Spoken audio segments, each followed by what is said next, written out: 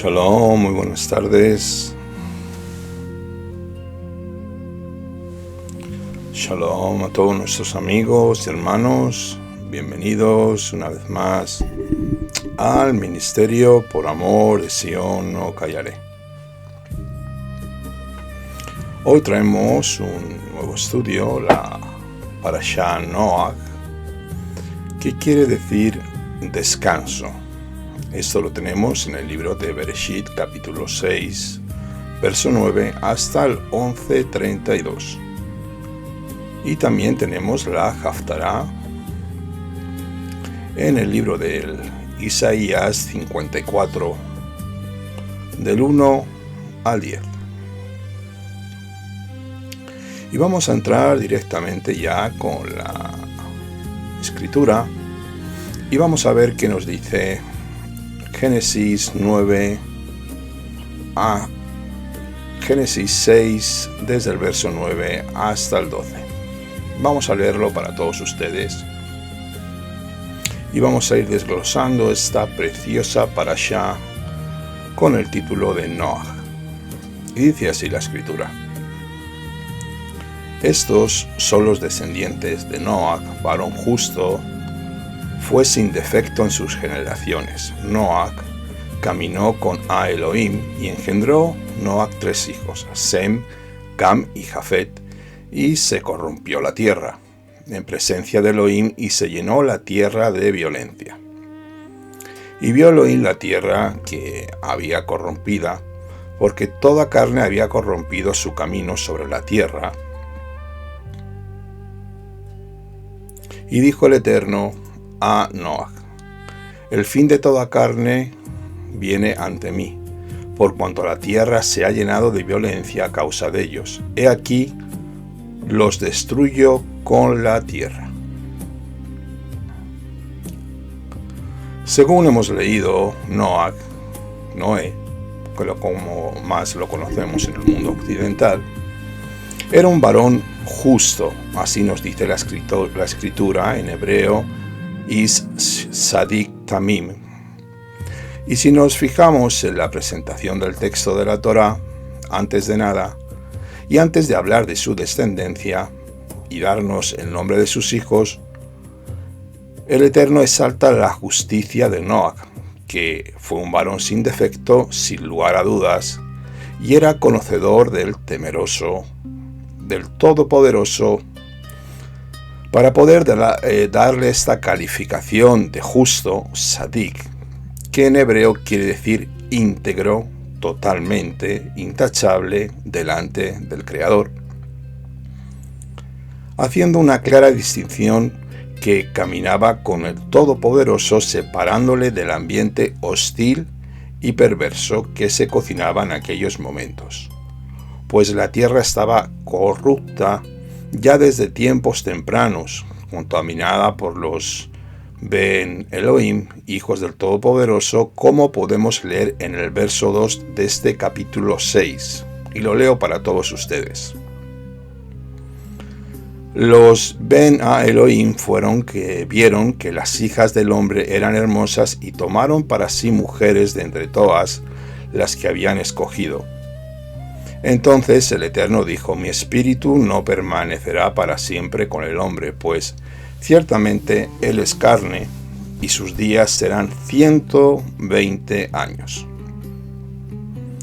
Estos hijos del Todopoderoso eran malachim, lo que conocemos en el mundo castellano como ángeles, y eran seres caídos, los cuales tomaron a mujeres y tuvieron relaciones sexuales con ellas, pervirtiendo la genética humana, y siendo ellas utilizadas como utensilios donde dieron a luz seres híbridos, los cuales fueron mezclados y alterando el ADN humano, no solo con la fisonomía o el cuerpo del ser humano, sino también la maldad de estos seres caídos fue traspasada a la raza humana, donde no había vuelta atrás, viendo la perversión de los hombres que cada día se iba incrementando en la tierra. Como es obvio, subía este olor este pecado a inmundicia, a las prácticas de los ritos de los hombres que cometían en aquel momento, ritos idolátricos, sexuales no permitidos, ritos paganos y maléficos por los cuales el Todopoderoso había decidido acortar la vida hasta los 120 años primeramente, hasta que después el Todopoderoso decidió exterminar a la raza humana por toda esta perversión de los Nefilim, lo que conocemos como Nefileos. Así lo leemos en el verso 7 de este capítulo, y lo leo para ustedes. Y dijo el Eterno: borraré de sobre la faz de la tierra a los seres que he creado, desde el ser humano hasta la bestia, el reptil y las aves de los cielos, pues me pesa haberlos hecho. Pero Noah halló gracia ante los ojos del Eterno. Esto no será necesario tocarlo, pues es muy sencillo leer la Escritura y decir que Noah era justo, dando firmeza o rectitud, siendo una persona santa y viviendo día tras día rodeado de asesinatos, fornicación, borracheras y sexo con animales, lo que llamamos zoofilia. Según los Jajamín de nuestro pueblo Israel, Noah tuvo que vivir 600 años en esta situación como pudo. Este hombre debió de mantenerse durante 600 años firme, sin mezclarse con la sociedad corrupta que le podía arrastrar a la perversión. Nos podríamos preguntar, ¿cómo Noah no cayó en pecado y se mantuvo durante todo este tiempo íntegro? La respuesta la tenemos en el verso 1, que dice así: Noah caminaba con Dios. Andaba con Dios, con todo el Todopoderoso, a Elohim. Aquí me está diciendo el texto que la mayoría de su tiempo lo dedicaba a intimar, a conocer y a profundizar en su amistad con Akadosh Baruj Hu. Noah andaba con Dios, nos lo dice la Escritura. El verbo hebreo está en forma hipale, que es una forma reflexiva.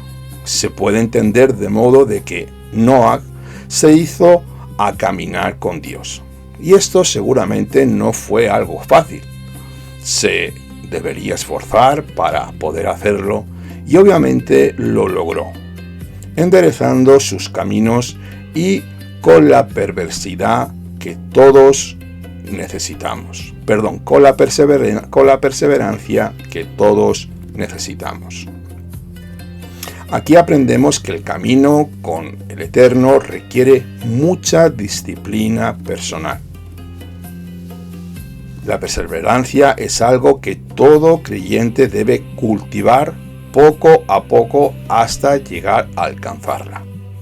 Así como podíamos decir que Noah consiguió todo esto, seguramente no metiéndose en situaciones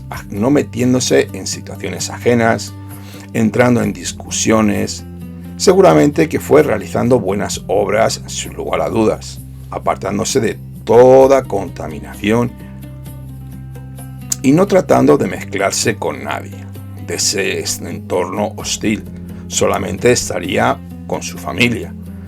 Así Noah habitó durante 600 años, y después de ese tiempo halló gracia delante de los ojos de Elohim. Vamos a ver, esto nos está diciendo que la gracia que fue hallada no fue algo automático, se lo tuvo que ganar por su comportamiento.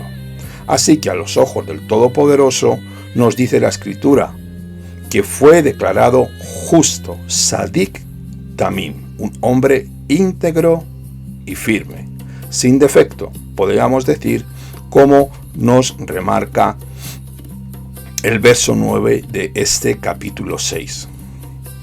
Noah fue un medio de salvación para el mundo futuro, el cual había de venir, el cual desde este día hasta los días que conocemos, fue esperando a que las promesas fueran cumplidas, las cuales habían de ser dadas a los patriarcas de Israel, a los padres, como lo solemos decir.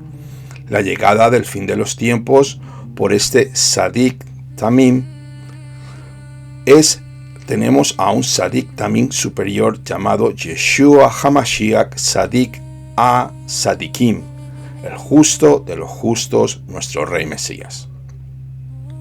Ahora sí vamos a entrar ya en la descendencia de Noach, según nos dice la Escritura que tuvo 3 hijos, los cuales fueron Cam, Sem y Jafet, quienes fueron seguidamente. Los vamos a ver para darnos una ligera idea para un futuro y poder entender el plan de redención que el Altísimo tenía preparado en su proyecto de redención. Cam, primeramente, es el antepasado de Cus, que habitó en Egipto y Put, la tierra de Canaán, cuya superficie incluye partes de África, Arabia, Siria, Palestina y Mesopotamia. La etimología de su nombre ciertamente algunos estudiosos lo han vinculado a los términos relacionados con la divinidad. Pero es poco probable un estatus divino o semidivino de Cam. Tuvo 4 hijos, los cuales dividieron la tierra en Canaán, Egipto, Etiopía y Libia. Aquí tenemos estas 4 divisiones. Vamos con Sem. Este hijo de Noach habitó la región próxima a las naciones del Éufrates inferior. De sus 5 hijos descendieron todos los pueblos semitas o semíticos de la antigüedad, así como lo conocemos. Los antiguos semitas abarcaron toda Mesopotamia, entre los ríos Tigris y Éufrates, expandiéndose hacia el oeste y el sur. El término semita hace referencia a los pueblos citados en el Brit Hadashah y en el Antiguo Pacto, descendientes de Sem, el primogénito de Noach. Y por último, Jafet, el hijo menor de Noach y padre de Gomer, Magog, Madai, Javán, Tubal, Mesec y Tirás, por lo que desde una perspectiva histórica fue el primogénito de la rama aria o indoeuropea, así todos lo conocemos, de la familia humana, y como hoy la conocemos en la tabla de naciones, aparece como el antepasado de los pueblos de las regiones de Europa y Anatolia, conocidas por los hebreos. Con la base en este texto se le consideró el ancestro de todas las naciones europeas y caucásicas, en especial durante la Edad Media y el Renacimiento. Aquí, con el nacimiento de los hijos de Noach y sus futuros nietos, tenemos el renacimiento de las razas o descendencias mezcladas entre toda la humanidad. Por consiguiente, Noach, de raza blanca, engendró 3 hijos blancos, como se ve posteriormente en los descendientes. Cam se casó con una mujer negra y Jafet con una de la raza amarilla. Sem se casó con una mujer de su raza, una mujer blanca. Y de estos matrimonios surgieron 17 nietos y 36 bisnietos y por lo menos 18 tataranietos, solo del lado masculino. Son 70 los descendientes aquí nombrados y componen las 70 naciones principales hasta el día de hoy. Una nación es sencillamente una familia que se ha expandido en forma considerable. En función de estos 70 descendientes, se puede rastrear a toda la humanidad hoy en día. Una vez que hemos explicado esto, tenemos un fundamento bíblico de donde venimos como raza, y esto nos ayuda a fortalecer nuestra fe en los escritos de la Torá, donde siempre nos debemos apoyar de una forma segura sin desviarnos ni un milímetro de ellos.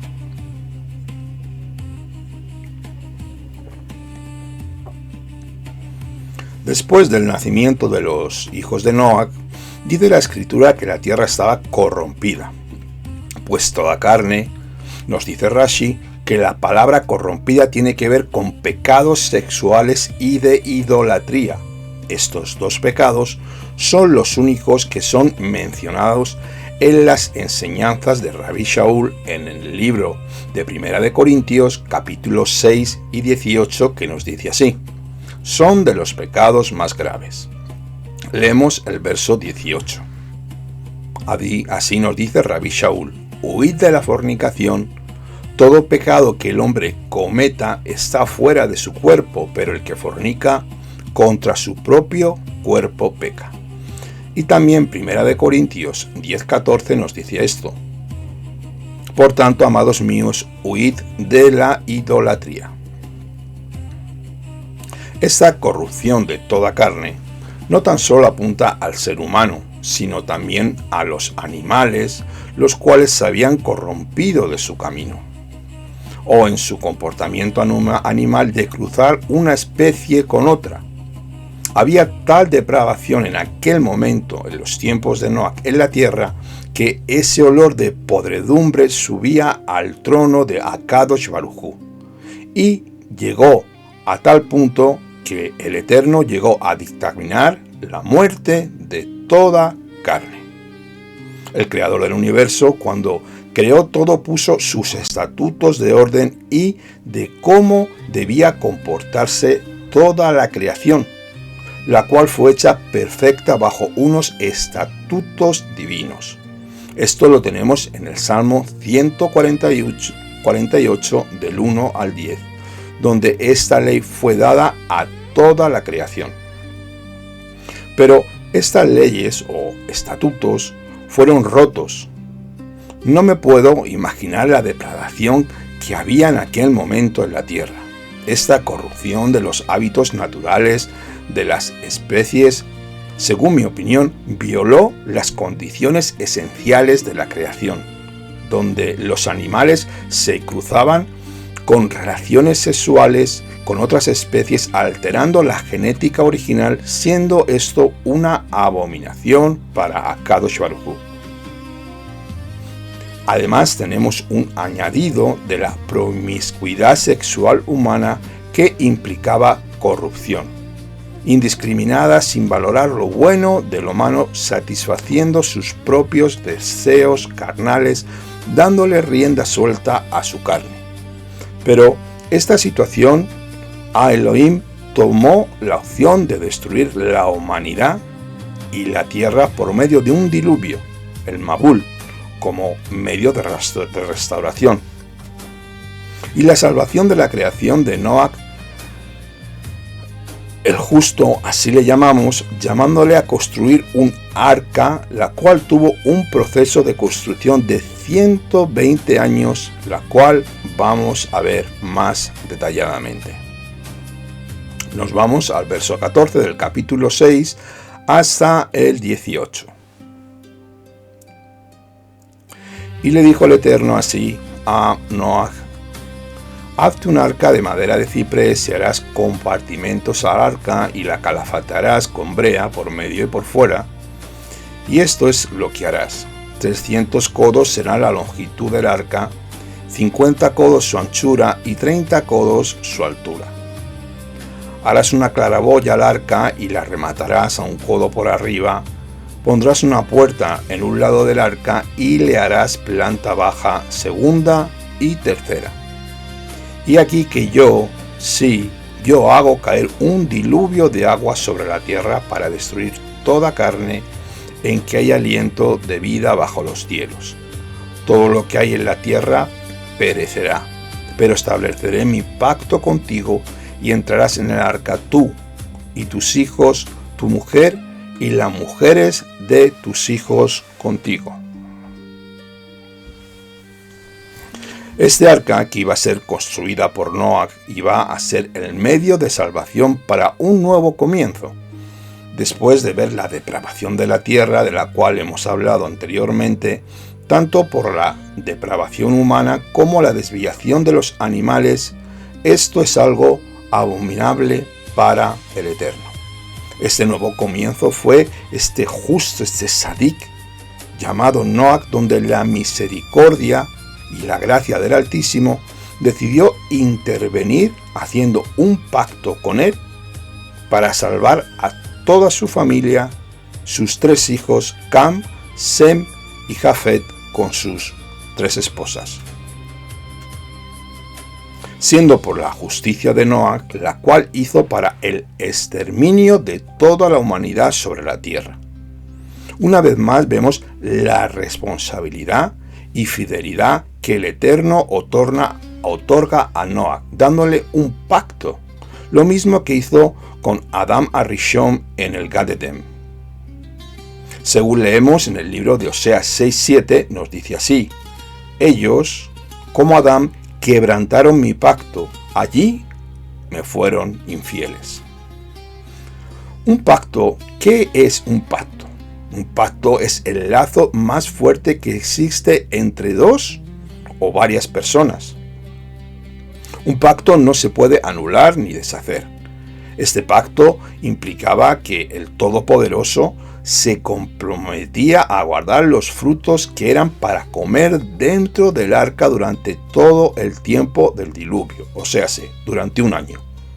Implicaban una protección especial contra los hombres que querían hacer daño a Noach y a sus hijos durante los 120 años de la construcción del arca.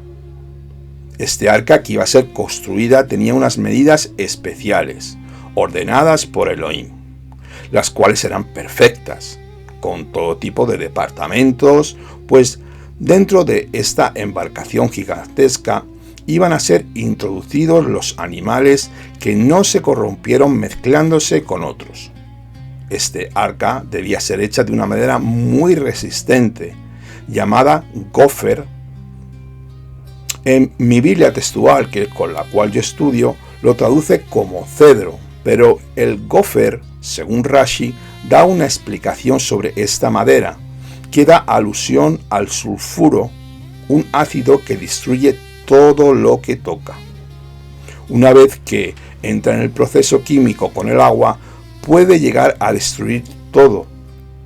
Y esta es la razón por la cual fue hecha de este árbol en particular, para que fueran desintegrados o consumidos en la tierra. Este arca que construyó Noah con sus hijos fue calafateada con brea, tanto por dentro y por fuera, para que tuviera una mayor resistencia a lo que iba a venir, a este fuerte diluvio, el cual arrasaría con todo lo que ya existía en la tierra. Este arca para la salvación tenía tan solo una ventana y varias estancias. Tenían 3 alturas donde los animales, según su especie, serían alojados. El tercer piso para los hombres, el segundo piso para los animales y la primera planta para los desechos, provisiones y otros utensilios durante el periodo de permanencia dentro del arca.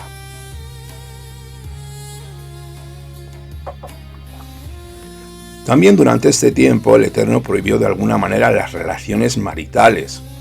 Fue un tiempo de abstinencia. Fue un tiempo de reflexionar de lo que el Eterno estaba a punto de hacer.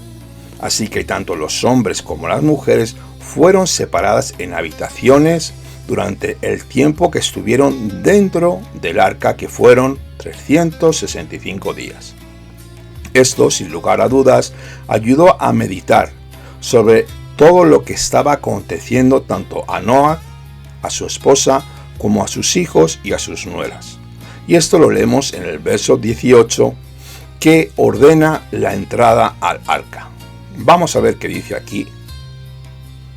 Pero estableceré mi pacto contigo y entrarás en el arca, tú, tus hijos, tu mujer y las mujeres de tus hijos contigo. Después que entraron tanto Noah como su familia, empezaría de una forma inminente la recolección de los animales, pues el diluvio, o el Mabul, como lo llamamos en hebreo, era algo inminente, algo que iba a resetear el planeta desde cero en un nuevo comienzo. Elohim daba otra oportunidad al ser humano por la justicia de Noah, según Génesis 6:19. Lo leo para ti. También harás entrar en el arca 2 de cada seres vivientes de toda carne para que sobrevivan contigo. Serán macho y hembra de las aves según su especie, de las bestias según su especie, y de todo reptil del suelo según su especie. 2 de cada especie irán a ti para que sobrevivan, y tú toma para ti del alimento comestible y almacénalo contigo, pues se será de sustento para ti y para ellos. E hizo Noah conforme a todo lo que le había ordenado Elohim, así lo hizo. Este momento debió ser apoteósico. Según creo, después de 120 años de la construcción del arca, durante las cuales seguramente se burlarían de Noah. La gente que nunca había llovido, ni mucho menos un diluvio, esta gente malvada que le veían trabajar sobre este arca, con ella y con sus hijos, se reirían, se burlarían, les dirían de todo, pero había llegado el tiempo cuando el arca fue finalizada, y llegado este momento, empezaron a introducir los animales en parejas por cada especie, macho y hembra, tanto las aves de los cielos, de toda bestia y de todo reptil según su especie, ordenando a Noah de tomar aliento para él y su familia, dando a entender de que estos animales no eran para la alimentación humana. En este momento, según nos lo dicen los Jajamín de nuestro pueblo Israel, que enseñan que durante 1656 años de la historia humana no se comió carne. Esto lo sabemos todos, ¿no? Solo legumbres y frutas. Así que el ser humano era vegano o vegetariano. No se comía carne, según el mandamiento dado a los hombres en Génesis 1:29.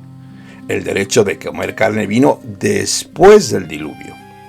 Este versículo nos ayuda a entender que al principio el hombre era vegetariano, como he dicho, según leemos en el verso 29, y dijo el Eterno, he aquí he dado toda hierba que produce semilla que está sobre la faz de la tierra, y todo árbol en el que hay fruto y que produce semilla os será de alimento. Esto lo tenemos en Bereshit 1:29. Después del diluvio, esto se instituyó como algo importante y qué animales eran permitidos para el alimento humano. Aunque todavía no había la Torá escrita, la instrucción divina que fue dada al mundo en el Sinaí, de alguna manera Noah sabía por medio de su relación, de su caminar con el Eterno, de cuáles eran los animales puros e impuros, siendo de esta manera el orden de colocación dentro del arca. Esto lo tenemos en Génesis 7:4.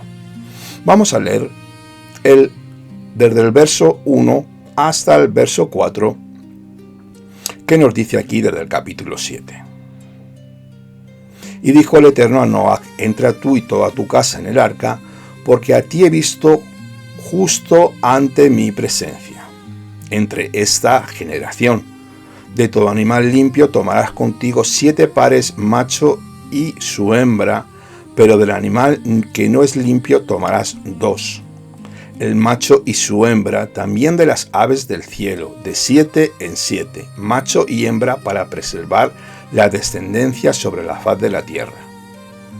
Porque dentro de 7 días yo haré llover sobre la tierra durante 40 días y 40 noches, y borraré lo que existe, lo que he hecho sobre la faz de la tierra. Vamos ahora a ver una diapositiva para que tengamos una pequeña idea de cómo fue el arca y este hecho. Aquí tenemos durante unos segundos, vamos a ver, más o menos, así es como fue construida el arca y cuando los animales iban entrando dentro de ella.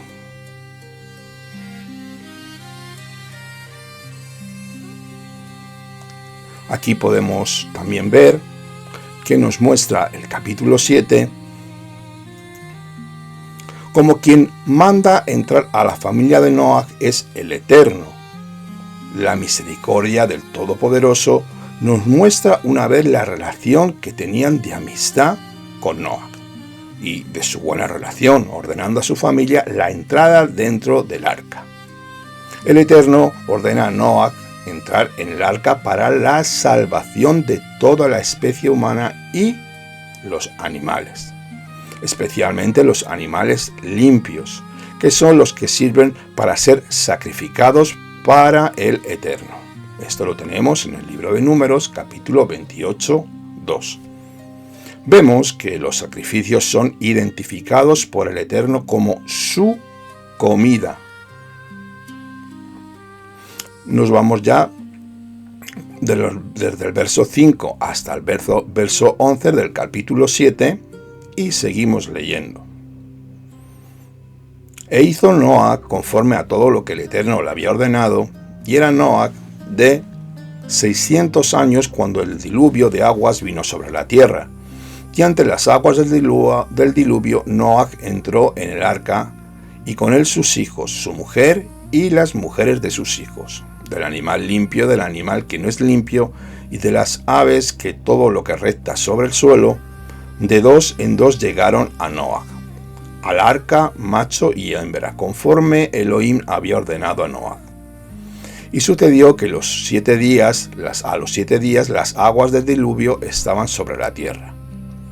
En el año 600 de la vida de Noach, en el segundo mes, en el 17 del mes, ese mismo día, reventaron todas las fuentes del gran abismo, y las compuertas de los cielos fueron abiertas, y fue la lluvia sobre la tierra 40 días y 40 noches. En el mismo día entró Noach en el arca con Sem, Cam y Jafet, hijos de Noach, la mujer de Noach, y las 3 mujeres de sus hijos con ellos. Según hemos leído en el verso 11, justo en el cumpleaños de la vida de Noach comenzó el diluvio en el día 17, donde las fuentes de las aguas se rompieron, tanto como en los cielos y las aguas subterráneas, los pozos que hay debajo de la tierra, reventaron, así nos dice la Escritura. Como bien sabemos, toda impureza ha de ser lavada primeramente ¿con qué?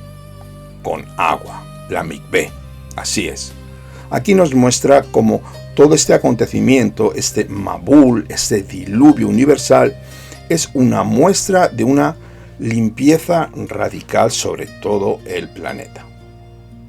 Lo conocemos como una tevilá, como una inmersión. Así fue esta gran tevilá para purificar toda la corrupción que fue hecha por los hombres y animales anteriormente. La Torá, la instrucción divina, nos muestra que hay 2 ejemplos que pueden purificar otros elementos. Primeramente el agua y segundamente tenemos el fuego, tal como nos dice el libro de Números capítulo 31, 23. Todo lo que resiste al fuego lo haréis pasar por fuego y será puro. Sin embargo, habrá de ser purificado con las aguas por la impureza, y todo lo que no resista al fuego lo haréis pasar por el agua. Estos 2 métodos de purificación, tanto el agua como el fuego, son normas donde nos confirman la limpieza de las cosas terrenales, pues nosotros estamos hechos de polvo de la tierra y toda la creación es de alguna manera corruptible. Estos 2 métodos que el Eterno utiliza son métodos de Kedusha, de santidad para todo su pueblo. También nos confirma, según revelación, el mundo que será exterminado con fuego. Revelación 9, 18 nos dice así. La tercera parte de la humanidad fue muerta por estas tres plagas, por el fuego, el humo y el azufre que salían de sus bocas.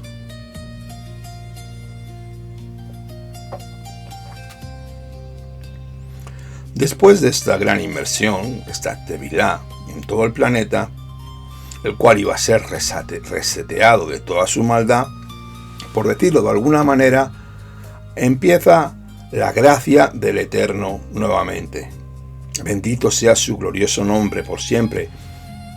Algo más a remarcar sobre esta generación perversa y corrupta es que tuvieron 120 años para arrepentirse, y no lo hicieron, pues veían a Noé construir el arca día y noche, pero se burlaron, y seguramente que alguno le agredió físicamente, según mi entender, pues estaban totalmente corruptos.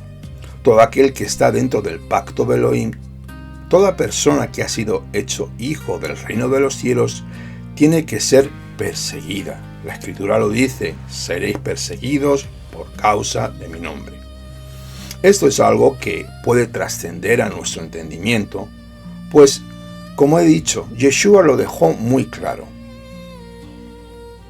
Debemos ser apartados y seremos acosados y rechazados en muchos momentos, porque solamente la luz que brilla entre las tinieblas, y las tinieblas no le gusta la luz, como sabemos.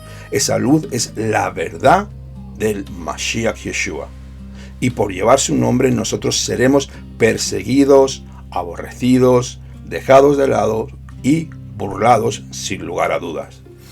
Leo la Escritura para recordártelo. Matillahu 10:22. Y seréis aborrecidos por todos a causa de mi nombre, pero el que haya perseverado hasta el fin, éste será salvo.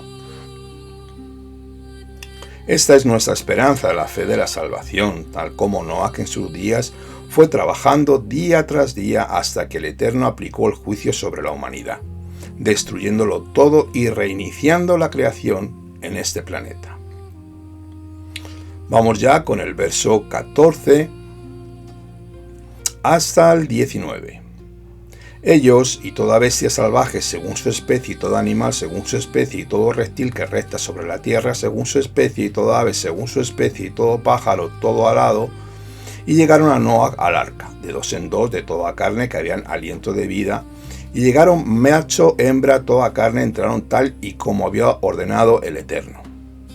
Y fue el diluvio sobre la tierra durante 40 días. Las aguas crecieron y levantaron el arca, y ésta se elevó sobre la tierra. Las aguas fueron arreciando y crecieron mucho sobre la tierra, y flotaba el arca sobre la superficie de las aguas, y las aguas crecieron muy por encima de la tierra, de modo que quedaron cubiertas sobre las altas montañas que están debajo de los cielos. En el verso 16 tenemos la clave de quién manda y quién es el soberano de todo. Obviamente, el creador del universo, bendito sea su glorioso nombre, el cual él exalta su justicia. Aquí no nos habla de que el Eterno, del misericordioso o de su misericordia primeramente, pues estos dos atributos, que son los pilares del creador del universo, donde él equilibra sus atributos al juicio y la misericordia, siempre para y por nuestro bien. La puerta es la puerta de gracia. Llegará un momento cuando la puerta de la gracia será cerrada por el Eterno. Su gracia tiene un límite para todos los pecadores, nunca lo olvidemos. Si el pecador no se arrepiente a tiempo, Akadosh Baruj Hu, el misericordioso, tendrá que cerrar la puerta de gracia para dejar lugar al juicio condenatorio. Y cuando él cierra, ningún hombre puede volver a abrir. Nos vamos ya con el verso 20 y 22, que dice así: 15 codos más arriba crecieron las aguas y las montañas quedaron cubiertas, y pereció toda carne que se movía sobre la tierra, tanto ave como animal y fiera, y de todo bicho que pulula sobre la tierra. Y todos los hombres, todo que respira espíritu de vida, con sus narices, todo lo que estaba en lo seco, falleció. Aquí nos está describiendo estos versos que todo lo que estaba vivo dejó de existir, tanto por las alturas de las aguas, tanto de las que caían del cielo como las aguas subterráneas, ahogándolo todo. Todo lo que respira Nishmat Ruach, aliento de espíritu, murió. La palabra Nishmat, vamos a analizarla, viene de Neshama, que es el alma superior que tiene el ser humano. Y esto no le corresponde a los animales. Los animales tienen cuerpo y alma, Nefesh, Hayah, al igual que los hombres, pero los hombres tienen algo más, tienen un alma superior y su nombre es Nishmat. Nos vamos ya con el capítulo 8. Vamos a leer del verso 1 al 4. Entonces el Eterno se acordó de Noah y de todo ser vivo y de todos los animales que estaban con él en el arca, y Elohim hizo pasar un viento sobre la tierra. Y las aguas decrecieron y las fuentes del abismo y las compuertas de los cielos fueron cerradas. Y la lluvia fue detenida desde los cielos. Entonces las aguas fueron retrocediendo de sobre la tierra, yendo y viniendo, y al cabo de 150 días las aguas disminuyeron. Y en el mes séptimo, el día 17 del mes, el arca se posó en las montañas de Ararat. Bien, vamos a ver ahora una fotografía donde el arca se posó. Aquí tenemos esta fotografía donde el arca se posó, que fue en el monte Ararat en Turquía. Y la siguiente, vamos a ver otra fotografía donde se quedaron los restos o la marca para que todos ustedes la puedan ver.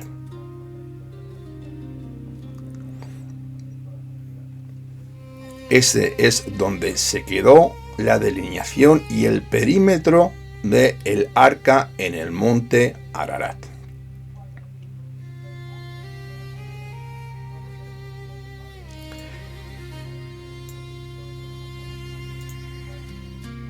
Estas dos diapositivas que acabamos de ver, la primera es una simulación sobre el monte Ararat, obviamente, en Turquía, pues el arca después de tantísimos años no estaría en tan buen estado. Pero la otra que hemos visto a vista de pájaro nos da una idea del tamaño y el volumen de cómo era el arca encontrada en el monte Gran Ararat, según Génesis 8:4 que acabamos de leer. Las fuentes antiguas afirman que se trata de una montaña en Armenia, y desde finales de la Edad Media el Ararat del arca se ha identificado con el actual nombre Ararat en Turquía. Esto parece lógico, y además podríamos pensar que las dos cumbres de ese volcán no activo y situados en la región donde nace el Tigris y el Éufrates, la embarcación se posó sobre el Gran Ararat, que está en Turquía, algo más de 5.000 metros de altura, y no sobre el pequeño Ararat, pues solamente este tiene 4.000 metros, pues la escritura dice que todas las montañas fueron cubiertas por el diluvio. Así que tiene sentido que fuera a la altura del Gran Ararat, que tiene una altitud de 5.000 metros. Hay culturas que relatan este hecho. Nosotros nos ceñimos a las fuentes bíblicas, las cuales declaran este hecho justo un año después del año 600 de aquella era, de los tiempos de Noah. En el año 601 de la vida de Noah, el primero del mes, se secaron las aguas de encima de la tierra. Noah retiró la cubierta del arca, miró y aquí que estaba seca la superficie del cielo. El primer día del primer mes desde la creación de Adán corresponde al primer día del séptimo mes actual en el calendario judío, que es el mes de Tisri. Ese día coincide con una fiesta del Eterno, que es Yom Teruah, que quiere decir el día del toque de la alarma o el día del clamor. En ese mismo día se secaron las aguas sobre la tierra y Noa quitó la cubierta del arca. De la misma manera como la cubierta fue quitada del arca, de este arca de salvación, en ese mismo día se abre una puerta en el cielo año tras año para que haya un tiempo de gracia especial para el arrepentimiento entre Yom Teruah y Yom Kippur. El primer día hasta el 10º del 7º mes, al final de Yom Kippur, es cerrada. Esa puerta se cierra, la puerta de la gracia y perdón para aquellos que no recibieron al Mesías ben David. Vamos a seguir leyendo desde el verso 13 hasta el 19 de este capítulo 8. Y aconteció que en el año 601, el primer día del primer mes, las aguas comenzaron a drenar sobre la tierra. Entonces hizo apartar Noa la cubierta del arca, y mirando, he aquí que la superficie del suelo estaba drenando. Y en el mes segundo, a los 27 días del mes, la tierra quedó seca. Entonces el Eterno dijo a Noa: sal del arca tú y tu mujer, tus hijos y las mujeres de tus hijos contigo. Saca contigo a todo animal de toda especie, ave, bestia, de todo reptil que recta, y vayan por tierra, y fructifiquen y multiplíquense sobre la tierra. Y salió Noa y sus hijos y su mujer y las mujeres de sus hijos con él. Salieron del arca todo animal, todo reptil, toda ave y todo lo que se mueve sobre la tierra según sus familias. Después de un año dentro del arca, que fue construida por Noa, la tierra estaba seca en el mes según a los 27 días. Entonces Elohim mandó a Noa con toda su familia y con todos sus animales. El propósito de la justicia del Todopoderoso se había cumplido. Ahora entraba el tiempo de la gracia y la misericordia extendida por el nombre de Akadosh Baruj Hu. El verso 20 nos dice así: y construyó Noa un altar al Eterno, y tomó de todo animal limpio y de toda ave limpia, y ofreció holocaustos sobre este altar. Una vez que fueron sacados del arca, tanto los animales como las personas, por iniciativa de Noa decidió construir un altar para hacer una ofrenda de ascensión, lo que llamamos en el mundo hebreo llamado la ofrenda Olá, de todo animal limpio que él conocía por su comunión con el Eterno. Noa se debía esforzar en dar lo mejor de lo mejor. El holocausto consiste en quemar todo el animal. El animal que es sacrificado sobre el altar representa al hombre que lo ofrece. De esta manera, el sacrificio del holocausto constituye una simbología de entrega total al Eterno. Toda mi vida es tuya, es lo que estoy haciendo cuando pongo un sacrificio, Olá, y lo quemo para el Eterno. Todo lo que soy es tuyo, no tengo nada que me pertenece, amo del universo. Este es el mensaje de una ofrenda de ascensión. Olá, cuando es ofrecido adecuadamente, el Eterno debe ser de olor fragante, con un corazón sincero y una vida de rectitud conforme a la instrucción divina, la bendita Torá, así como lo hizo Noa con su vida. Seguimos con el verso 21 y 22. Y percibió el Eterno el aroma aplacador y dijo el Eterno en su corazón: no volveré más a maldecir la tierra por causa del hombre, porque la inclinación del corazón del hombre es mala desde su juventud. No volveré, por lo tanto, a cortar a todo ser viviente como acabo de hacerlo. Durante todos los días de la tierra no cesará la siembra, la cosecha, el frío y el calor, el verano y el invierno, y el día y la noche. A raíz de este esfuerzo que Noa realizó, tanto en su obediencia como su misión, la construcción del arca durante estos 120 años, como la recolección de animales y finalmente la ofrenda de los mismos, esto fue un lugar de encuentro entre el Todopoderoso y el hombre. Es el lugar donde nosotros derramamos nuestro ser. Esto aplacó la ira de Elohim y no la muerte de toros, becerros y machos cabríos, como dice nuestro maestro Yeshua.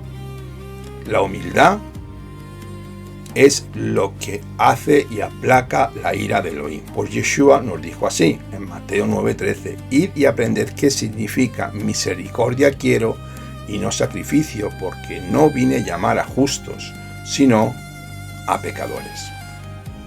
Esta es la base de la bondad y toda justicia, la misericordia del Todopoderoso, la cual fue aplicada en el tiempo de Noé para que la tierra no fuera nuevamente arrasada con un diluvio universal, siendo aplacada la ira del Altísimo en este altar. El Quack Noah representa a Yeshua, nuestro sumo sacerdote que intercede de día y de noche delante del Padre en los lugares celestiales, cosa que está haciendo continuamente, hasta que Él regrese como el Rey Mesías. Para que nuestras vidas sean vidas de contemplación y de verdaderos adoradores, debemos ser incensarios de olor fragante al Eterno de Israel, pues tan solo Elohim conoce la inclinación de nuestro corazón y sabe que es mala. Como dice, el hombre es malo desde su juventud, y por mucho que intentemos ocultarla o disfrazarla, el Eterno conoce nuestros corazones. Vamos a ver otra diapositiva de cuando Noah realizó este sacrificio. Aquí Noah crea un altar para el Eterno.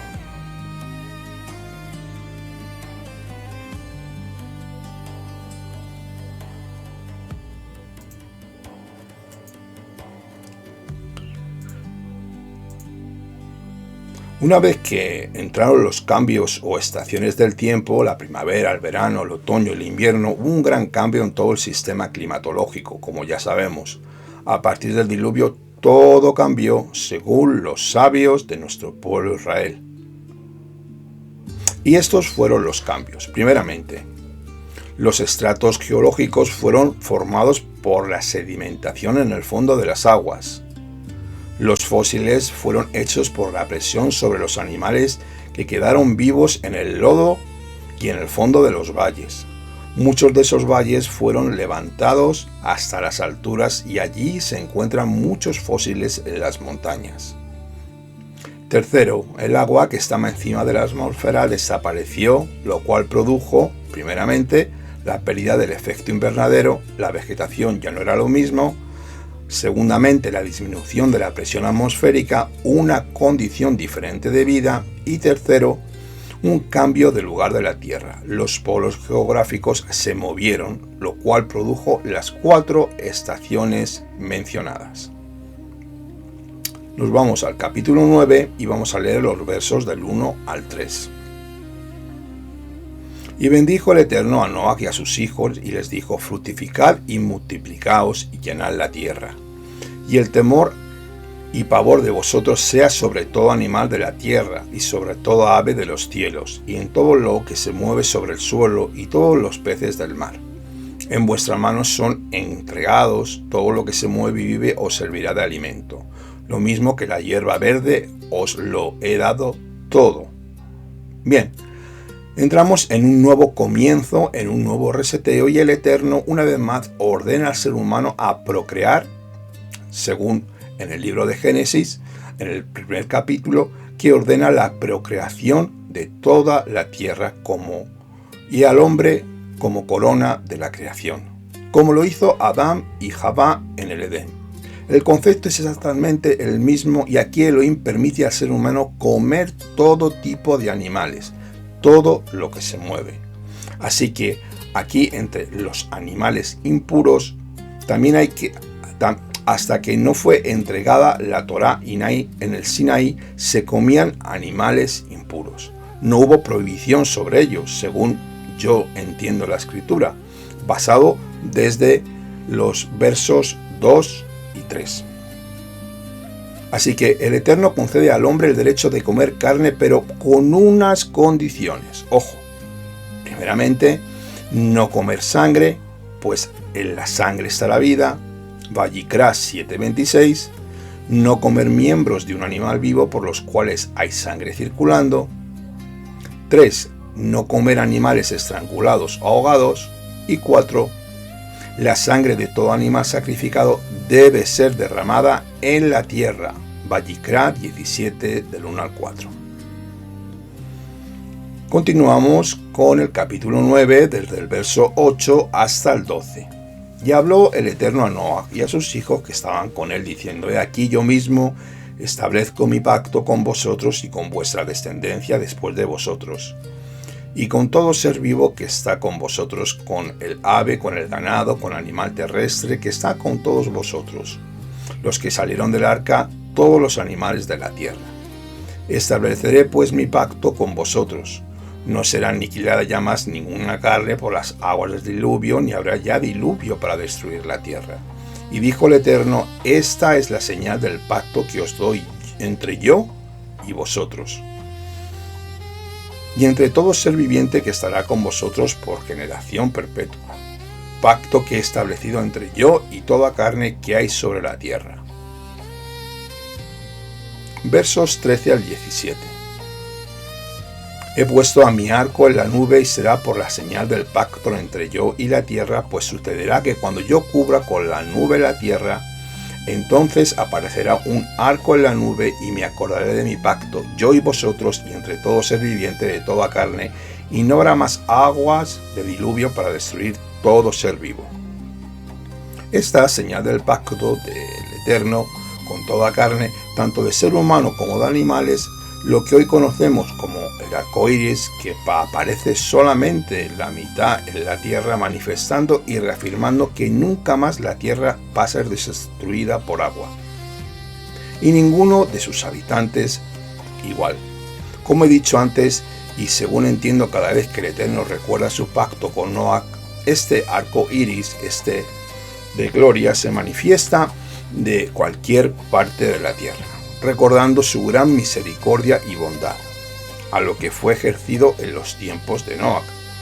Y este pacto con Noach será manifestado y mantenido por su amor y gran fidelidad inmutable e inamovible. En las visiones del trono celestial, lo tenemos en el libro de Revelación, que tuvieron los profetas, vieron este arco del Eterno alrededor del trono, y allí lo vieron completamente redondo, no la mitad. Esto lo tenemos en el libro de Ezequiel, capítulo 1, 28, y Revelación 4:3, que nos dice así: Y el que estaba sentado era semejante en su aspecto a una piedra de jaspe y cornalina, y había alrededor del trono un arco iris semejante en su aspecto a una esmeralda. Y Ezequiel 1:28 nos dice así: A semejanza del arco que suele aparecer en la nube el día de lluvia, así era la apariencia de la refulgencia alrededor de él. Tal fue su visión de la apariencia de la gloria del Eterno. Cuando la vi, caí rostro a tierra, entonces oí una voz que hablaba. Vamos a ver ahora la siguiente diapositiva, donde vamos a ver este arco iris, el cual es representado según nos dice la Escritura. Aquí lo vemos de una forma, este arco que solamente es la mitad, pero según acabamos de leer en el libro de Revelación 4:3 y en Ezequiel 1:28, en el cielo es de una forma completa. Ahora vamos a seguir ya con el verso 18 hasta el 24, para que todos ustedes lo vean. Y seguimos con la Escritura. Y dice así: Y los hijos de Noach que salieron del arca fueron Sem, Cam y Jafet, y Cam es el padre de Canaán. Estos tres son los hijos de Noach, y de estos se pobló toda la tierra. Y Noach comenzó a ser un labrador y plantó una viña. Y bebió vino y se embriagó y se desnudó dentro de su tienda, y Cam, padre de Canaán, vio la desnudez de su padre y lo declaró afuera a sus hermanos. Entonces Sem y Jafet tomaron el manto y se lo pusieron a ambos sobre sus hombros, y andando hacia atrás cubrieron la desnudez de su padre. Sus rostros estaban vueltos hacia atrás y no vieron la desnudez de su padre. Al despertar de su embriaguez, Noach supo lo que había hecho su hijo menor. Voy a contar un midrash, una alegoría que es un midrash del pueblo de Israel sobre este hecho, de cuando Noach, después de un tiempo ya pasado, cuando empezó a ser labrador y plantó esta viña que acabamos de leer, nos cuenta que cuando Noach estaba descansando por el trabajo de la plantación de la viña, mientras dormía llegó Hasatán y por la noche en la misma tierra que Noach estaba sembrando, el enemigo derramó sangre de cordero, sangre de león, sangre de mono y sangre de cerdo. El tiempo cuando Noach recogió el fruto de la vid, ya una vez maduro y listo para comer y para beber, empezó a beber su vino poco a poco y empezó a sentirse alegre primeramente. Y nos dice así este midrash. El midrash nos dice que Noach, entre la primera y la segunda copa, empezó a sentirse como un cordero manso y feliz. Entre la segunda y la tercera copa, fuerte y arrogante como un león. Entre la tercera y la cuarta, empezó a hacer monerías, tonterías, estupideces. Empezó a subirse ya sobre las mesas. Y entre la cuarta y la quinta copa, Noach empezó a comportarse como un cerdo. Empezó a quitarse su ropa, a desnudarse, habiendo perdido el control de todo su ser.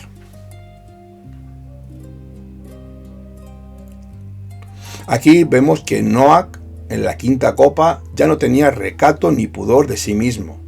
Como he dicho, desnudándose dentro de su tienda por el alcohol que tenía el fruto de la vid, el cual se había excedido grandemente, cayendo en un profundo sueño hasta que fue encontrado por uno de sus hijos. Quiero repetir que esto es una midrash, una alegoría que nos intenta enseñar y nos quiere revelar una realidad oculta detrás de lo que hizo Noach. En este momento intenta hacernos ver lo peligroso que puede ser el no tener dominio propio sobre lo que estás haciendo, y mucho más con bebidas alcohólicas. Otras drogas las cuales pueden degradar al ser humano hasta pasar a ser un animal inmundo. Los textos bíblicos no nos dicen por qué hizo esto Noach, y el por qué se emborrachó y perdió el control hasta quedar desnudo tirado en la tienda. Pero lo que sí nos enseña es que en cuestión de unas horas cayó en un profundo estado de embriaguez, donde el alcohol se apoderó de él y, olvidándose de las promesas de rectitud, las cuales había hecho al Todopoderoso. Quiero repetir que esto es un midrash. Bien, es la alegoría que nos revela lo que hay detrás de algo que puede ser peligroso para nuestra integridad. En este momento intenta hacernos ver eso que he dicho, lo que es peligroso, y puede ser que el no tener el dominio propio sobre lo que estás haciendo, y mucho más con esas bebidas alcohólicas que he dicho, ¿no? Parece ser que cambió a su padre a hacer todo tipo de estupideces hasta quedar desnudo y lo fue contando a otros. Una persona rebelde siempre busca la manera de anunciar los errores de su autoridad y así pierde su bendición. En lugar de cubrir las faltas de su padre, Cam las difundió. Pero sus hermanos, como hemos visto en la escritura, Sem y Jafet, ocultaron los fallos de su padre, cubriendo el estado de embriaguez que tenía, y de la manera que no lo habían encontrado desnudo por los efectos del alcohol, taparon sus faltas, para que lo entendamos rápidamente. Y aquí vamos a ver, después de este hecho, qué dice Noach a Cam, verso 25 del capítulo 9, y dijo: maldito sea Canaán, siervo de siervos será a sus hermanos. La Torá no dice lo que había hecho, porque El Midrash especula sobre esto. Algunos dicen que castró a su abuelo, otros dicen que cometió otro acto perverso de impureza sexual, que se acostó con su madre. Tal vez puede que cometió algún acto de homosexualidad con su padre, no lo sabemos. Los hijos de Canaán fueron los fundadores de las ciudades de Sodoma y Gomorra, que fueron juzgadas por sus actos de homosexualidad.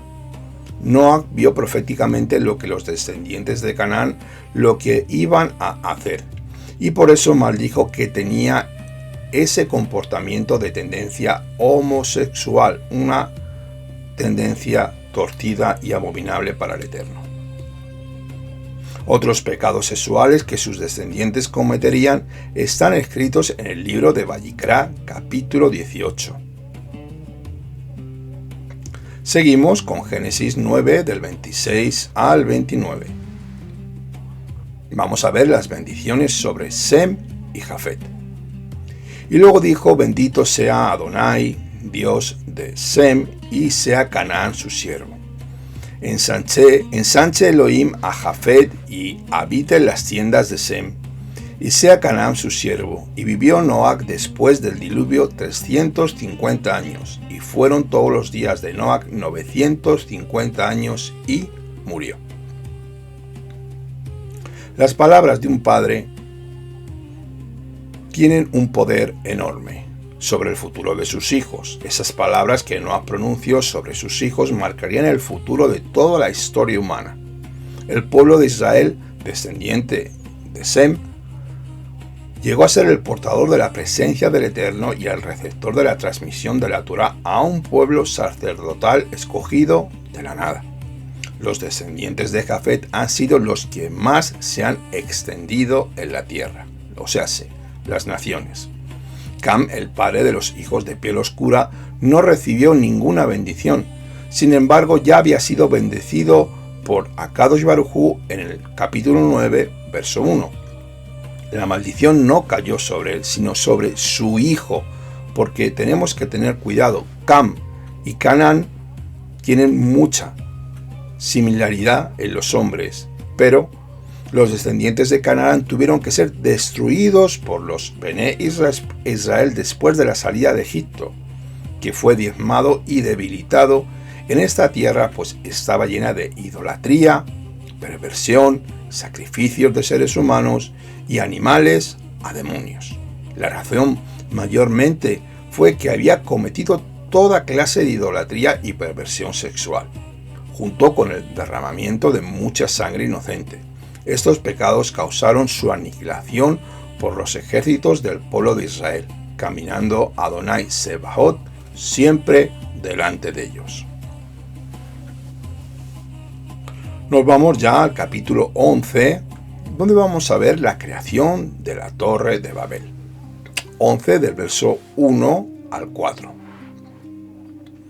Entonces toda la tierra era de una sola lengua, de unas mismas palabras, y en su emigración hacia el oriente encontraron una llanura en la tierra de Sinar y se establecieron allí. Entonces dijo cada cual a su prójimo: venid, fabriquemos ladrillos y cozámoslos al fuego. Y el ladrillo les fue por piedra, y el asfalto por argamasa.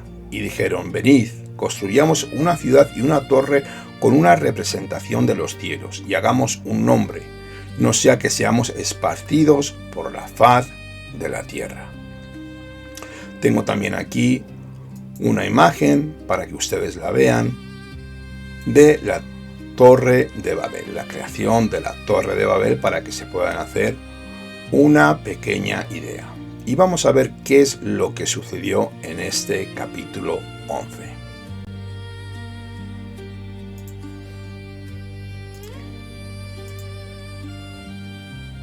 Ya como hemos leído en este capítulo 11, fueron hacia el oriente y en el valle de Sinar, la cual es Babilonia, donde nació la brujería, la astrología y el ocultismo. Babilonia es la madre de las rameras de la tierra. Las rameras son las religiones apóstatas. Estos hombres se establecieron en el valle, seguramente en una llanura ideal para vivir, y seguir la perfecta voluntad del Todopoderoso, donde la raza humana seguiría creciendo, extendiéndose por toda la tierra, empezando a vivir allí. Y después de un tiempo se pusieron de acuerdo entre los hombres ubicados en este valle para construir una ciudad, lo cual, desde mi punto de vista, no me parece malo, por lo cual puedes estar resguardado de peligros, de los animales salvajes y de ladrones, para definirlo de alguna manera, de vivir bajo un estado de bienestar con tus vecinos de una forma tranquila y relajada. Hasta aquí todo era perfecto, vamos bien, pero vemos como los constructores de esta ciudad ponen sus conocimientos de hacer ladrillos y de cocerlos, dejando la piedra atrás y queriendo construir una ciudad a medida. El problema surgió cuando dijeron esto: una torre con representación de los cielos y hagamos un nombre, no sea que seamos esparcidos por la faz de la tierra. Antes de continuar, necesitamos un trasfondo de quién era el gobernante de este pueblo en la tierra de Sinar. Este personaje todos lo conocemos, su nombre es Nimrod. Era el bisnieto de Noah por el linaje de Cus. Esto lo tenemos en Génesis 10:8. Se describe a Nimrod como el primero de los hombres poderosos que aparecieron en la tierra después del gran diluvio. Antes del diluvio existían gigantes y hombres poderosos en la tierra, y también después. Génesis 6:4, que hablamos de los Nefilim. Al examinar los textos bíblicos y otros documentos antiguos, quedó claro que Nimrod era uno de estos hombres poderosos. Y también hay pruebas de que era mucho más grande que el hombre promedio, es decir, Nimrod seguramente sería un gigante de 8 o 10 metros. En la Biblia se le llama a Nimrod un poderoso cazador delante de Adonai. Esta es la versión de Reina Valera. Pero voy a leerte otra versión, que es la Biblia textual. Génesis 10:8. Cus también engendró a Nimrod, el cual comenzó a ser poderoso en la tierra. Él fue intrépido cazador enfrentado a Elohim. Por esto se dice como Nimrod, intrépido cazador enfrentado a Adonai. El principio de su reino fue Babel, Erec, Akkad y Calné, en tierra de Sinar. De aquella tierra, siendo fortalecido, salió y edificó Ninivet, Rehobot, Calá, Resén, Nínive y Calá, la cual es la ciudad. Aquí en el verso 9 vemos la respuesta: intrépido cazador enfrentado a Elohim. Ahora ya sabemos y podemos centrarnos más de cerca del porqué de la construcción de esta torre babilónica. Este pueblo fue un pueblo que se creía fuerte, seguro de sí mismo, teniendo un gobernante poderoso, cazador de animales y bestias. Nimrod, según cuenta la escritura, era un hombre de gran altura y poderoso en guerra. El pueblo lo temía sin lugar a dudas, defendiéndolo muy sencillamente. Era un rebelde, así lo podemos definir, rebelde delante de los ojos de Elohim.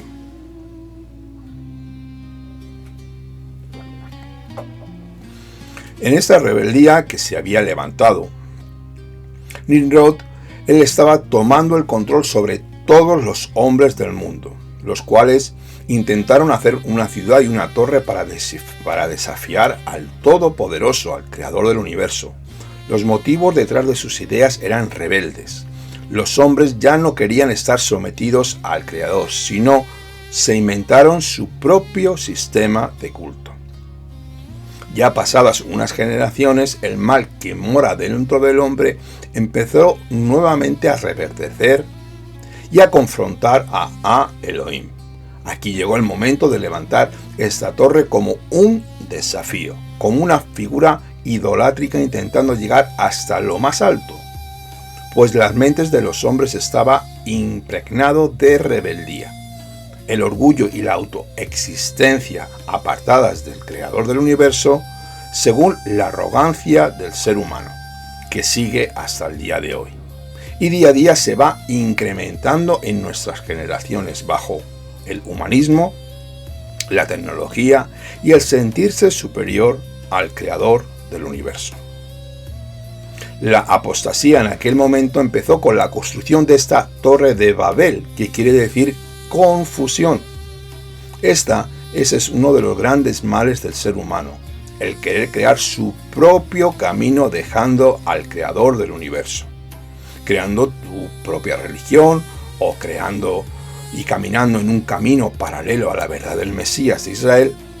Muchos han caído en estas redes de donde es muy difícil salir cuando uno no quiere reconocer su error y continúa practicando este tipo de hechos vacíos que solamente te llevan a un callejón sin salida.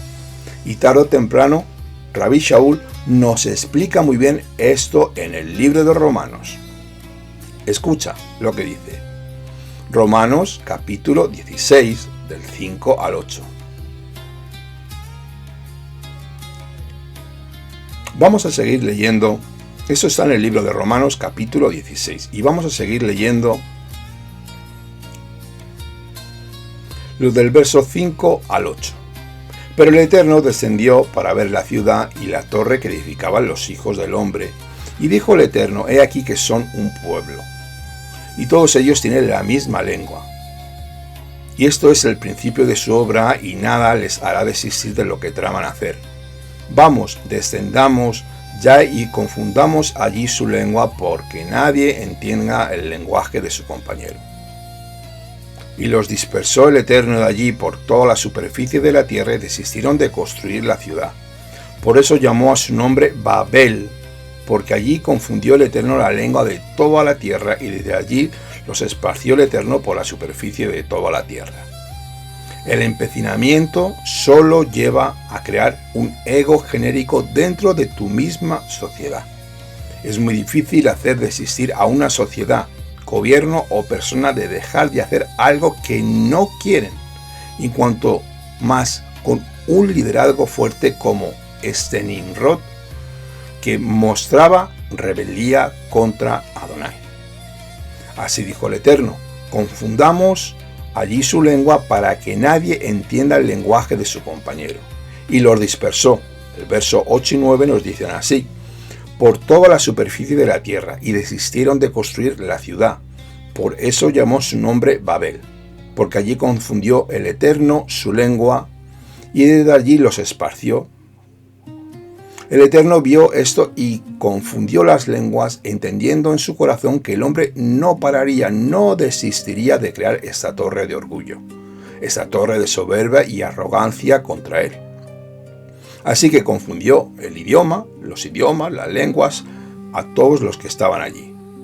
Poco a poco el empecinamiento se fue debilitando por la construcción de esta torre y a raíz de esto se fueron esparciendo los habitantes de Babilonia por toda la tierra. Bíblicamente aquí es donde se crean las lenguas o idiomas. El Targum nos dice que se crearon los 70 idiomas o lenguas de las naciones gentiles en aquel momento. La lengua que se hablaba en aquel momento, según los sabios de Israel, era el hebreo, hasta la confusión de Babel, de aquel momento creada por Elohim, según el verso 9 que acabamos de leer. Vamos a ver ahora la descendencia de Sem y Taré, padre de Abraham. Génesis 11 del 10 al 27. Y esas son las generaciones de Sem. Era de Sem de 100 años cuando engendró a Arfaxad 2 años después del diluvio. Y vio Sem después de engendrar a Arfaxad 500 años y engendró hijos e hijas. Y había vivido Arfaxad 35 años cuando engendró a Salah. Y después de engendrar a Nacor vivió Serug 200 años y engendró hijos e hijas. Y había vivido a Nacor 29 años cuando engendró a Taré, y vio Nacor después de engendrar a Taré, vivió 150 años. Y engendró hijos e hijas, y y vivió Taré 70 años cuando engendró a Abram, a Nacor y a Aram. Estos son los descendientes de Taré. Engendró a Abram, a Nacor y a Arán y engendró a Lot. Pero Aram murió antes de que su padre Taré en la tierra de su nacimiento en Ur de los Caldeos. Ya casi estamos terminando. Para ver la descendencia de Sem, el padre de todos los semitas de la tierra, teniendo una vida plena y larga delante de Adonai, dejando toda la descendencia que llegaría a Nacor, padre de Tarek, y finalmente el padre de la fe, Abraham Avinu. Abraham fue el padre de la fe, desde el mundo idolátrico en la piedra de Ur, en la tierra Ur de los Caldeos. El primer patriarca con quien el Eterno instituyó un pacto eterno e incondicional para su pueblo Israel, donde le establece como el padre de multitud de pueblos o naciones, siéndole cambiado su nombre de Abram a Abraham, dándole toda la tierra de Canaán como posesión, según Génesis 17, del 1 al 9.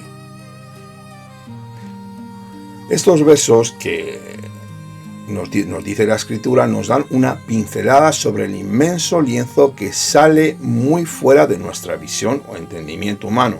Ese es el plan de Dios que con el tiempo iba a ser desarrollado, el cual a mí me gusta llamarle el proyecto Yeshua. Quiero leer para ti estos versos. Y era Abraham de 99 años cuando el Eterno se le apareció y le dijo: yo soy el Shaddai, anda delante de mí y sé perfecto y estableceré mi pacto, yo y tú, y te multiplicaré en gran manera. Entonces Abraham se echó de bruces y Elohim le habló diciendo: en cuanto a mí, este es mi pacto contigo, serás padre de una multitud de pueblos y no se llamará más tu nombre Abram, sino tu nombre será Abraham, porque te he constituido por padre de multitud de pueblos.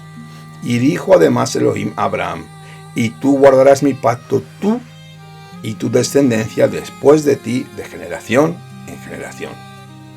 Este es el principal punto de desarrollo de toda la Torá, el proyecto Mesías, donde el Eterno establece un pacto con este Padre de naciones, escogiéndolo a él para abrir la puerta a la redención, primeramente a la nación sacerdotal como a los gentiles.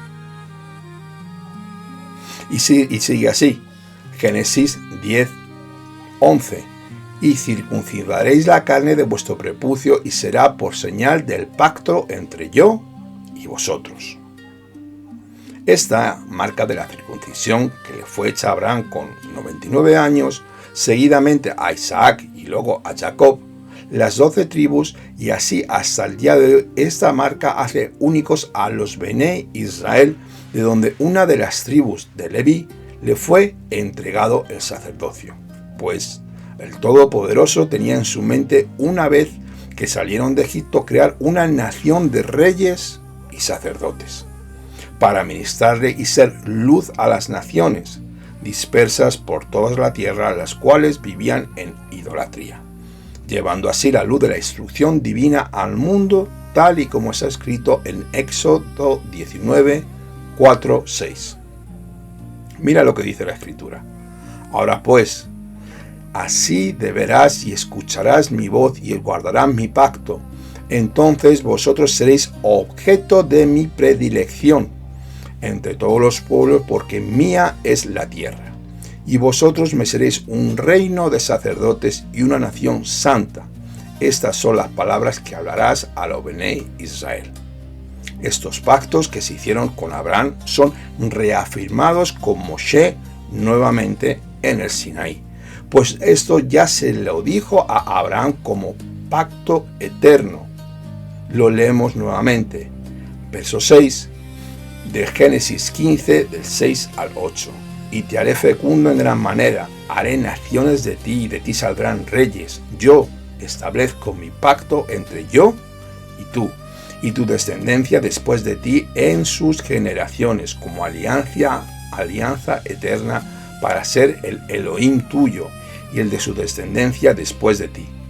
Y te daré a ti, a tu descendencia, después de toda la tierra y sus peregrinaciones, toda la tierra de Canaán, por posesión perpetua y seré su Elohim. La tierra de Canaán, que le fue entregada a Israel por Dios, constituye unos términos de la tierra prometida. Se considera corrientemente la región que está al sur y al sudoeste de las montañas conocidas del Líbano, al norte y al oriente de Egipto, al este de las llanuras costeras del Mediterráneo y al oeste del desierto de Arabia. Esto parece ser que se nos queda un poco al aire. Vamos a ver qué dice la Escritura sobre esto. Éxodo 23:31. Vamos a delimitar el terreno de Israel. Y estableceré tu frontera desde el mar Rojo, desde el Yansuf hasta el mar de los Filisteos, que es el mar Mediterráneo, y desde el desierto hasta el Éufrates. El desierto es Arabia. Bien, y el Éufrates, porque entregaré en vuestras manos a los moradores de la tierra, y tú los expulsarás de su presencia. Aquí tenemos una aproximación puramente geográfica que abarca Oriente Próximo desde el Canal de Suez hasta la parte occidental de Irak. Canaán, antigua región de Oriente Próximo, situada en el mar Mediterráneo y en el Jordán en el año 3000 antes de nuestra era, abarcaba lo que ahora es parte de Siria, Líbano, Jordania, Israel y Palestina, con la Franja de Gaza y Cisjordania, lo que conocemos como Judea y Samaria.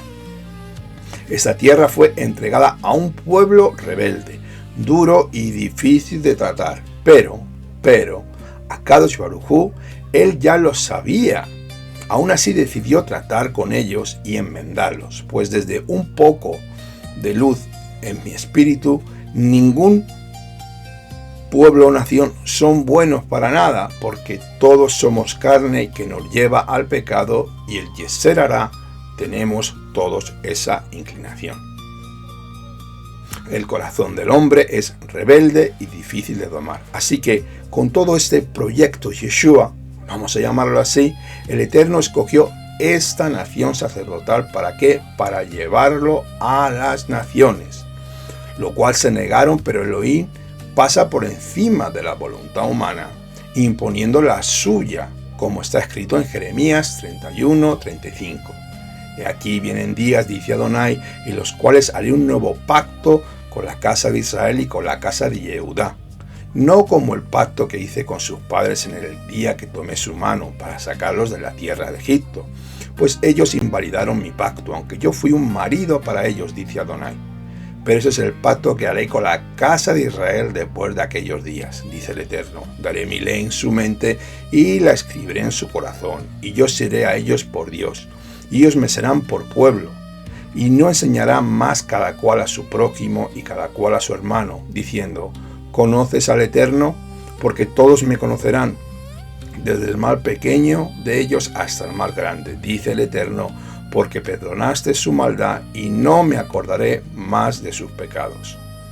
Aquí el Eterno hace un pacto en dos tiempos.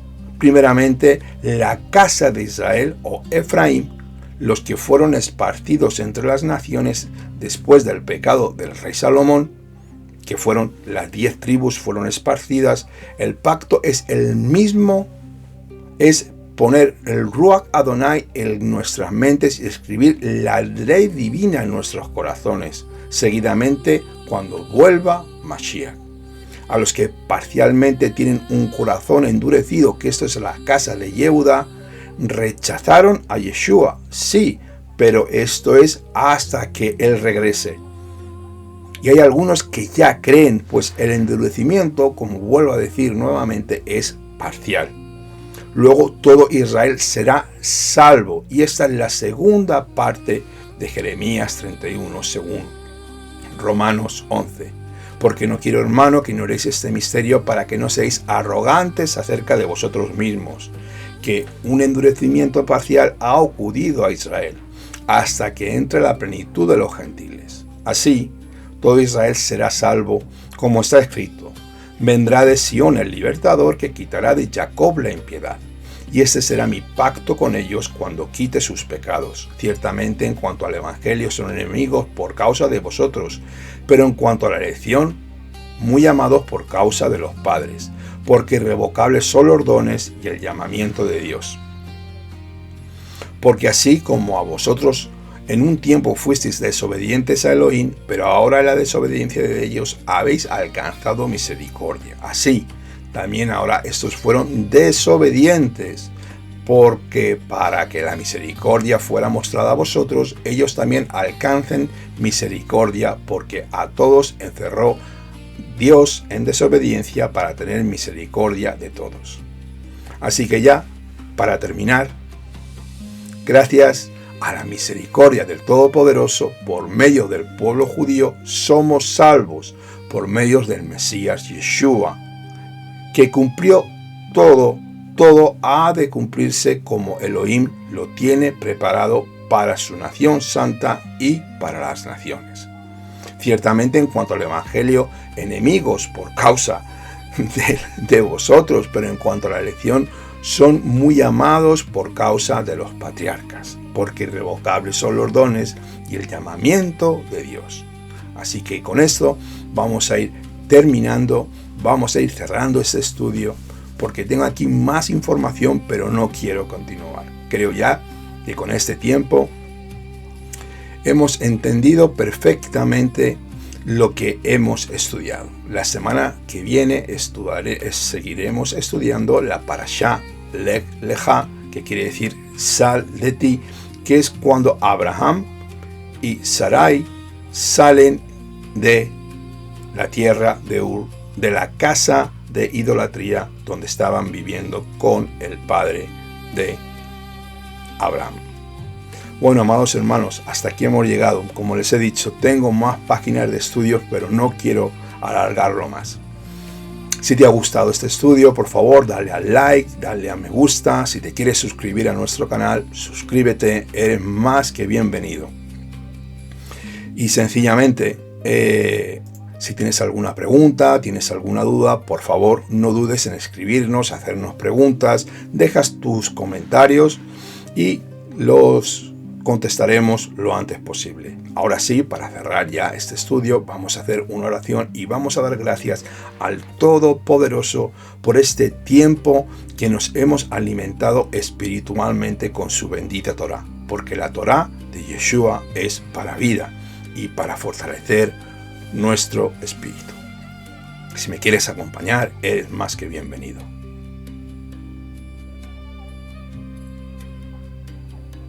Gracias te damos, Dios de Abraham, de Isaac y de Jacob, glorioso es tu santo nombre, bendito eres tú, Adonai, Rey de reyes, Señor de señores, que tu nombre es inefable, santo, santo, santo es el Señor, Dios del universo, el que era, el que es y el que ha de venir.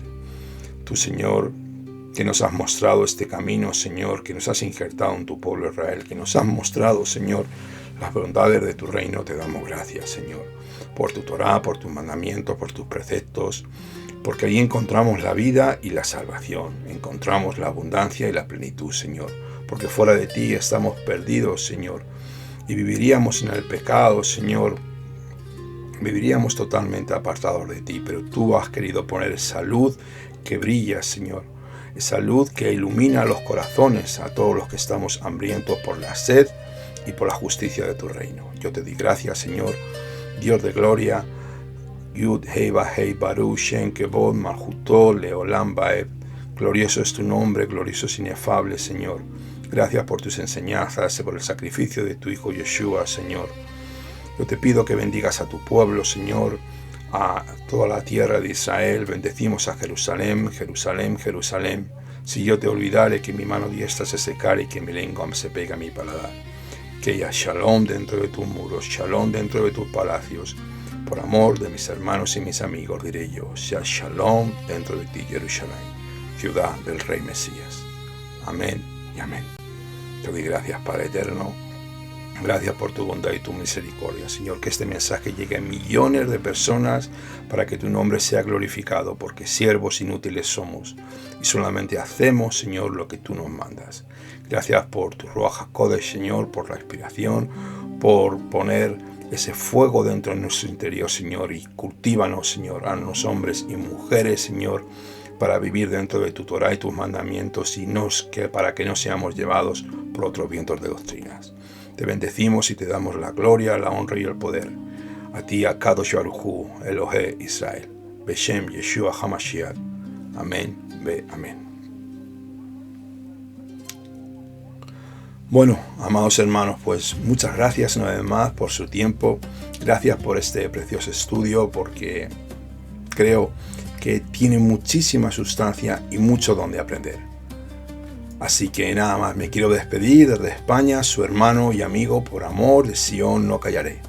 Que tengan un precioso día de Shabbat y sean fortalecidos. Hazak Behemat. Shabbat Shalom. Kol Tuv. Un abrazo.